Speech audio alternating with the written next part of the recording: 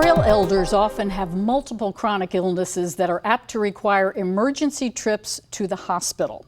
Sometimes multiple trips over the course of a single year. I've invited Amy O'Rourke with the Cameron Group in to share her wisdom of how families can best manage these emergency visits. And Amy, thank you for being here.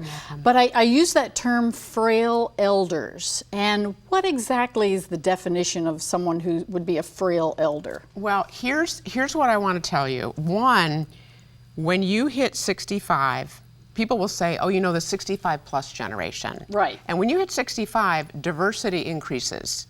So you can easily identify a 40-year-old or a 50-year-old or a 20-year-old, but when someone's 72, you might not see how old they are. So a frail elder is somebody that's experienced an event. And an event is something that has occurred, usually a medical intervention of some kind, a hospitalization, a medical treatment. Once they have that event, the frail elder is someone that is moving more slowly. Now that makes sense. It isn't a number that we're looking at. That's it's right. the overall situation. That's right. You have the outliers that are 95 and they're just as energetic as they were at 72, and then you have the very old 72-year-old. Yeah. Well, now I know from my own situation, going to the hospital at any age is really overwhelming. It's fast, it's slow, it's just a lot of people moving back and forth. And how do we help out the frail elder when they go to the hospital or the emergency room? Well, first thing you're going to do is if you're helping a frail older person, is you're going to be watching for signs to help them before they get admitted. That's job one. Watch, are they drinking, are they eating, how are they doing? So you prevent the ER visit to begin with. Once they hit the ER, it is overwhelming. Things move fast. You can't even identify who's who. Who's the aide, who's the nurse, who's the doctor. You don't know who these people are. So it's moving fast. So job one is slow down.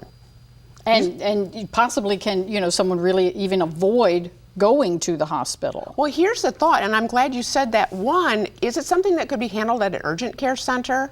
Is it something that maybe your doctor has admitting privileges that you can be admitted privately? Does your physician allow for telemedicine where they can call in and see what's going on at home? Does your doctor make house calls? Can you go on hospice and prevent going to the hospital at all and have the hospice doctor managing your care? There's so many other possibilities. There are. One thing I did want to address, there's a couple of terms that I'm not quite certain about. Now, there's under observation and there's being admitted to the hospital, and they're not interchangeable. They're not interchangeable. So a few years ago, I want to say maybe in 2013, I got a call that this daughter's mother had not been admitted to the hospital and she didn't understand. Like, how can you be in the hospital and not be admitted? What hospitals do is they put somebody under observation status, and that means they're not admitted. So the primary thing that you need to watch for is that's going to cost you money because they're being treated as an outpatient. I see. Right. So if they need rehabilitation or therapy, say in a skilled nursing facility, that's not going to get covered under Medicare if you're under observation status. Now, in 2015, the Center for Medicare said, all right, hospitals, you have to give notice to the patient and to their families. If they've been under observation for no later than 36 hours, they must have verbally and in writing notified the person that they're under observation status. So, but even most recently, I had a client that just called and said, my mother's been in the hospital for 14 days under observation. So you have to be really proactive in determining their status. Right, and so now if people want a little more information, how do they get in touch with you? They get in touch with me by calling 407-896-2010 or going on the website, thecamerongroup.us. So Amy, this has been an eye-opening conversation.